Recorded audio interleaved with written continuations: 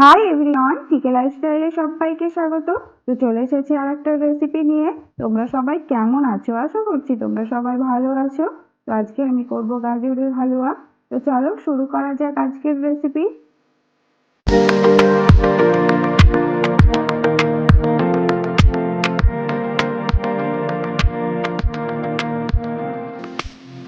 তো আমি 500 গ্রাম গাজর নিয়ে নিয়েছি। গাজরগুলো আমি সব থেকে করে নিচ্ছি।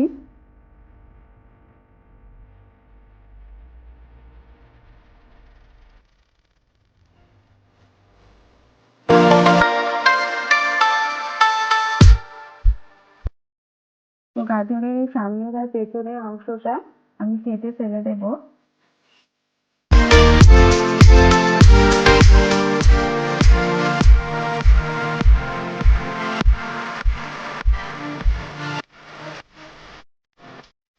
তো গাজরগুলো আমি ধুয়ে নিয়েছি।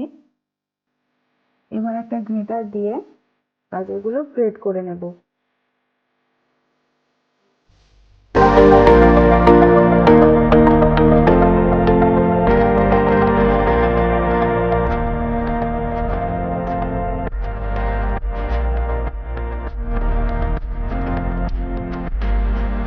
তো আমি এভাবে সব গাজরগুলো গ্রেট করে নেব।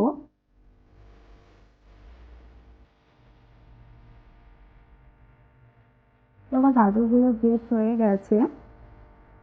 আর কড়াইয়ে দিয়ে দিয়েছি ঘি। তো ঘিটাও গরম হয়ে গেছে, এবার আমি গাজরগুলো দিয়ে দেবো। তো গাজরটা দেওয়ার পর 10 থেকে 15 মিনিট আমি ভালো করে ফ্রাই করে নেব।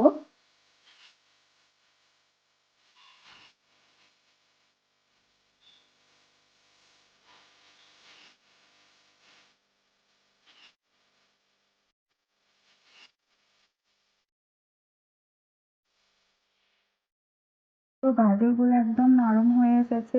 10 থেকে 15 মিনিট আমার হয়ে গেছে। এবার আমি এর মধ্যে কিছু ড্রাই ফ্রুটস দেবো। তার মধ্যে নিয়েছি কাজু, আলমন্ড, কিশমিশ। তো এগুলো দিয়ে আরো 2 থেকে 3 মিনিট আমি ফ্রাই করব। তো তোমরা চাইলে আগে গিয়ে ফ্রাই করে নিতে পারো।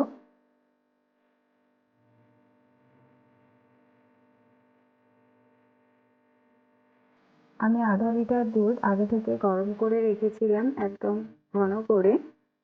তো এবার দুধটা আমি দিয়ে দেবো। আর এই সময় গ্যাসের ফ্লেমটা আমি হাই রেখেছি। তো হাই ফ্লেমে রান্নাটা করছি।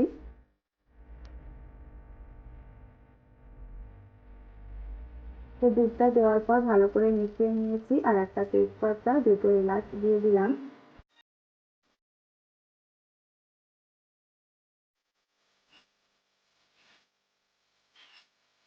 তো দুধটা যতক্ষণ না শুকাচ্ছে ততক্ষণ রান্নাটা করব। আর এই মাঝে মধ্যে একবার করে নাড়াচাড়া করে নেব।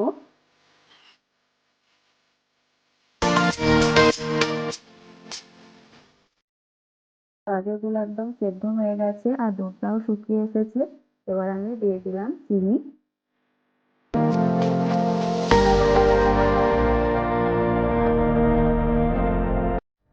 তো চিনিটা দেওয়ার পর ভালো করে আমি মিশিয়ে নেব।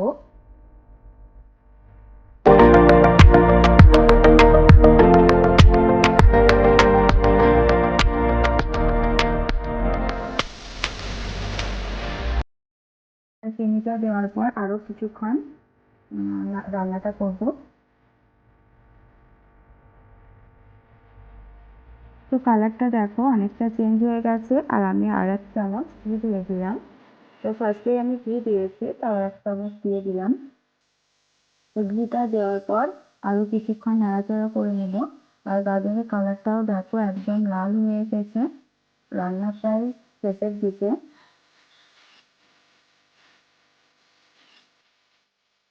আর আমার গাজরগুলো ভালোভাবে সেদ্ধ হয়ে গেছে। তো একদম শুকনো শুকনো করে নেব। তো একদম শুকনো শুকনো হয়ে গেছে।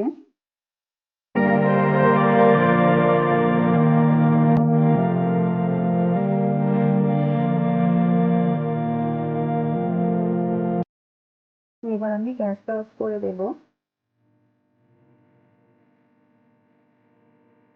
তো আমার আজকের রেসিপি গাজরের হালুয়া একদম তৈরি।